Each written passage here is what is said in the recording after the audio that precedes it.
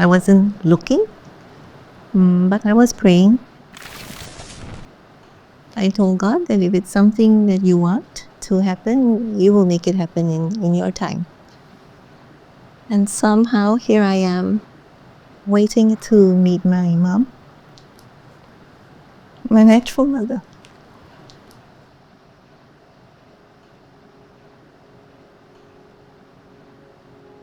I'm Monica and married almost 38 years, and we have 7 children. I was raised in a very Catholic family, but I didn't really have a relationship with God until I was much older. When I was expecting my 4th child, I was bedbound because I bleed with every pregnancy. So someone had given me a whole pile of books to read, all spiritual reading books. So I was reading and reading all the lives of the saints, The question came to my mind, how did these saints become saints? And the answer came immediately, interiorly. It's the mothers. I was like, oh my, I'm a mother. Now I need to get working on this, right? Quite soon after that, though, a phone call came, and it was from Father Connor Donnelly. He said that Family Life Society had introduced him to me because they said that I could help him bring in the book, The Hand of God. It was Dr. Bernard Nathanson's autobiography. He was a convert and he was an abortionist. He was very key in Roe versus Wade becoming law. He turned his life around when he realized that through the ultrasound, that life was actually from conception. Father Connor introduced himself as a priest of Opus Dei, which I had never heard of before that. The next thing I know, he had sent someone to come and meet me. In talking to this lady who came, I thought I was going to Bible study class, but turned out that it was actually a doctrine class on the Eucharist. And I thought, oh, wow, perfect actually, because I was wanting to prepare my eldest one for First Holy Communion. From then on, I just started attending the classes and I never stopped. And I realized that, wow, what a simple way to grow in my own faith so that I could raise my children to hopefully become saints. Once I started getting to know it, I realized that, oh, this is what I've been looking for all my life. It felt that way. And so I think very soon after, then I thought, okay, I would like to be able to ask for admission to join Opus Dei.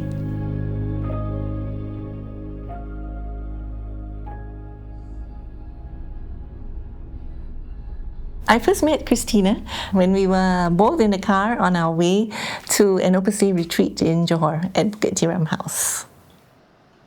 When she introduced herself as Monica De Silva, I was intrigued and I thought, that's quite coincidental, because my mom has always told us that we had a younger sister who was given away. That's exactly the same name, Monica De Silva. So I was definitely intrigued. But because it was the first time that I met her, I didn't think it was polite to ask her about it. So I just kept it in my heart. Yeah.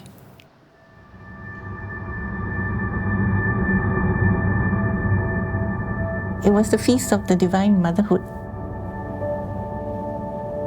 Christina and I were both attending our annual course of Opus Dei at that very same Bukit Tiram house in Johor. So in the middle of it was an excursion day.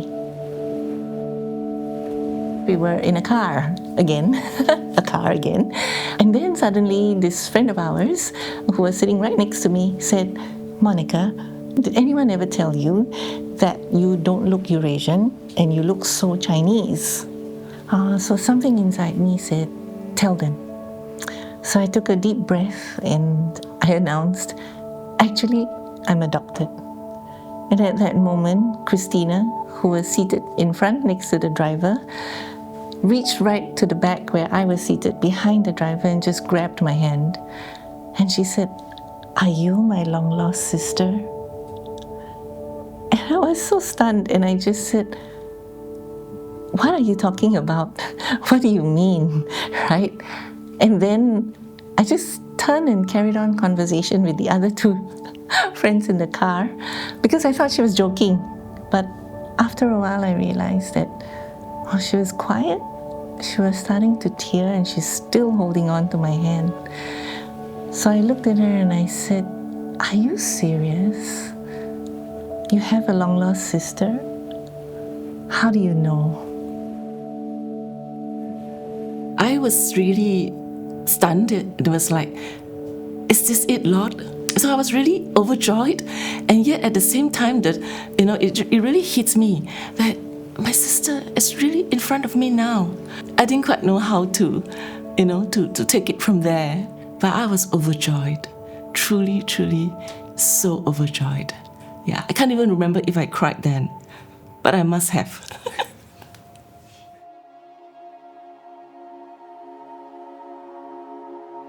That night, I couldn't sleep. I just prayed the rosary. And then the next morning, when I was at Mass, after receiving Holy Communion, I couldn't stop crying. And that happened every single day, every Mass after that, for a few days. I just couldn't stop crying. I felt like I was lost, but now I'm found. I did meet Mom the next night. She couldn't believe it. She kept asking, how did this come about? She just cannot believe it. And she said, where did you meet? How is she? How about her family? How about her parents? Where are they?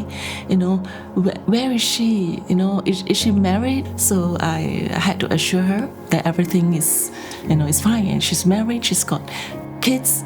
And Mom, do you know how many she has? So I told her, I said, she has exactly the same number of kids as you, 7. So Mom was like, huh? She's like, really? So we said that we should arrange for Mom to meet Monica.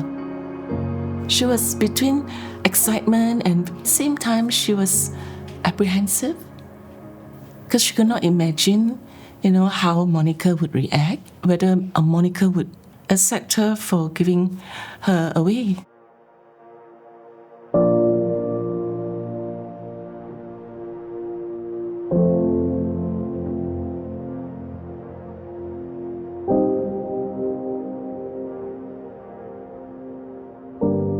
Even though I was scared, I guess it's time. Yeah, it's time. Yeah, and I wonder who she is and how she is, and to learn so much about her.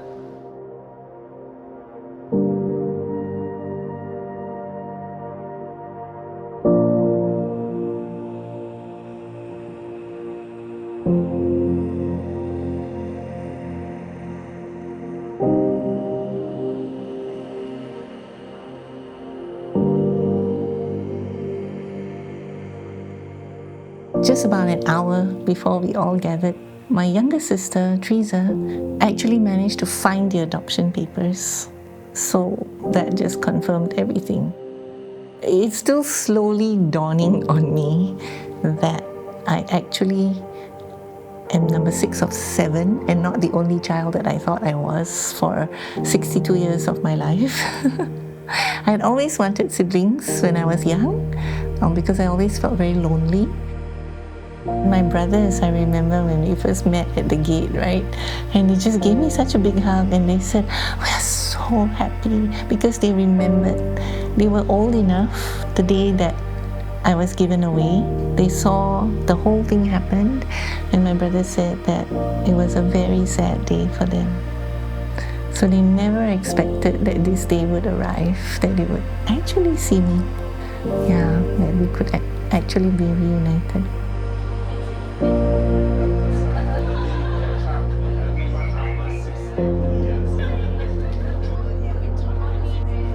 I think it's really, really beyond imagination how God works, because I got to know the work through a friend, and we both shared the same birthday. I always considered her as my twin sister, and it was my friend who introduced me to the work, which then led to this meeting with Monica.